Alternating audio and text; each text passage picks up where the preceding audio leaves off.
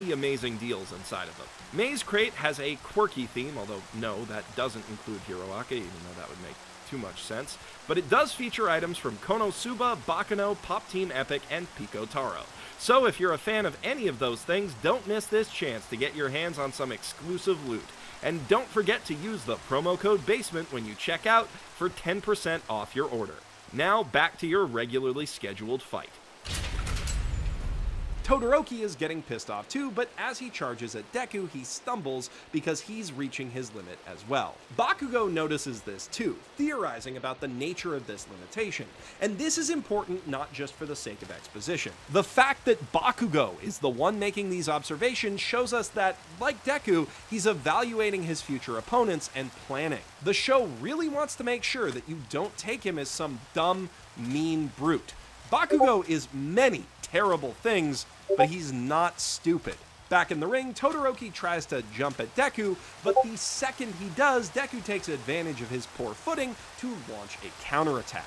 By showing their reactions in split screen, borrowing a technique from manga, the show makes us feel as though this is all happening in an instant while still giving us the time to appreciate everything that's going on. The extreme close-ups on their eyes convey their heightened emotions loud and clear. And here the fight takes another turn. Instead of hitting Todoroki full force, Izuku tries to maintain control over his punch, channeling the strength of One for All without breaking his arm in the process. This shows us that he's a lot more confident in his position than he was a little while ago, but also that he's shifted his priorities from winning to pushing Todoroki into using his fire powers, even though he probably could have won with a full smash there. The hit that follows is brutal for the both of them.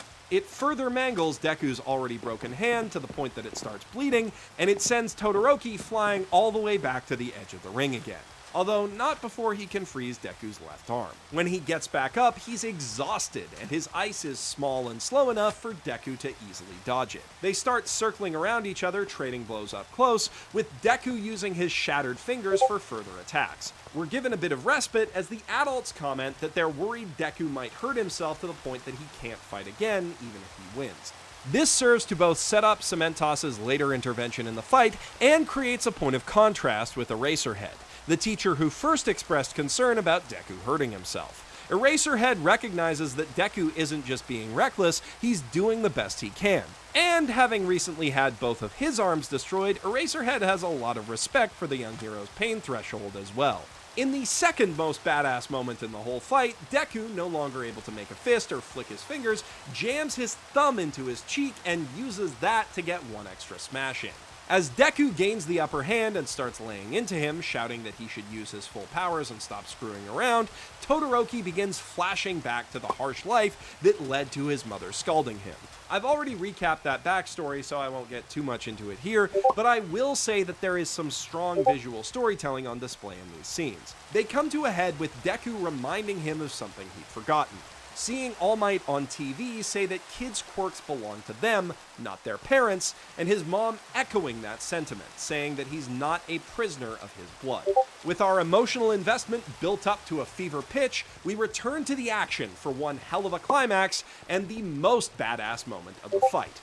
Finally convinced to change his ways, Todoroki's flames ignite, and he and Deku smile at each other. In this moment, although he loses the actual fight, Deku has won the ideological struggle. He has convinced Todoroki that what is really important is being a great hero and giving it his all, saving him from himself. Though Shoto clearly still has some hang-ups, shedding a tear without looking at his father in a brilliantly composed reaction shot. At this point, the result of their next punch almost doesn't matter. Although, damn, you wouldn't know it from looking at how well the punch is executed. What follows is a stunningly gorgeous animation cut. Todoroki puts both his powers on full blast. Deku sends All for One surging through his leg and arm. The ref